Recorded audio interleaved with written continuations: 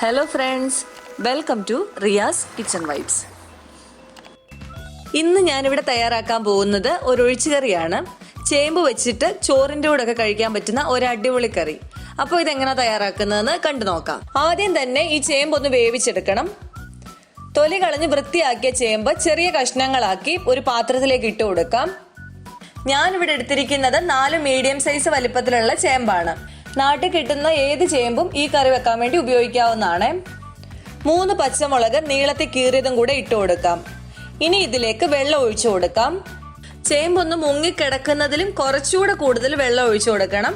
ഈ സമയത്ത് മാത്രമേ നമ്മൾ വെള്ളം ഒഴിച്ചു കൊടുക്കുന്നുള്ളൂ. ഇനി ഇതിലേക്ക് വെള്ളം ചേർക്കുന്നില്ല. ഇതൊരു ഒഴിച്ചുകറി ആയതുകൊണ്ട് ആവശ്യത്തിനുള്ള ചാറും കൂടെ കണക്ക് കൂട്ടി വേണം ഈ സമയത്ത് വെള്ളം ഒഴിച്ചു കൊടുക്കാൻ. ഇതിലേക്ക് ഒരു ചെറിയ കഷ്ണം കുടംപുളി ചേർത്ത് കൊടുക്കാം. 1/4 ടേബിൾ സ്പൂൺ മഞ്ഞൾപ്പൊടിയും കൂടെ ചേർത്ത് കൊടുക്കാം. ഇനി ഇതെല്ലാം കൂടെ ഒന്ന് മിക്സ് ചെയ്തെടുക്കാം. അടച്ചു വെച്ച് വേവിക്കാം. ഈ സമയത്ത് ഇതിൽ ഉപ്പ് ചേർത്ത് കൊടുക്കണ്ട, ഒന്ന് വെന്ത് വരുന്ന സമയത്ത് ചേർത്ത് കൊടുക്കാം.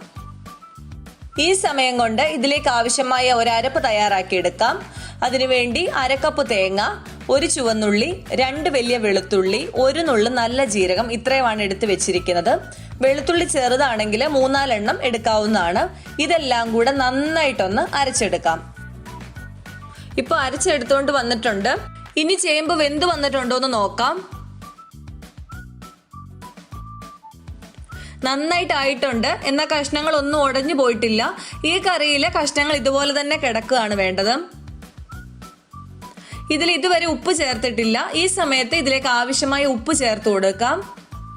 ഇനി തയ്യാറാക്കി വെച്ചിരിക്കുന്ന അരപ്പും കൂടെ ചേർത്ത് കൊടുക്കാം. നന്നായിട്ട് ഇളക്കി യോജിപ്പിക്കാം.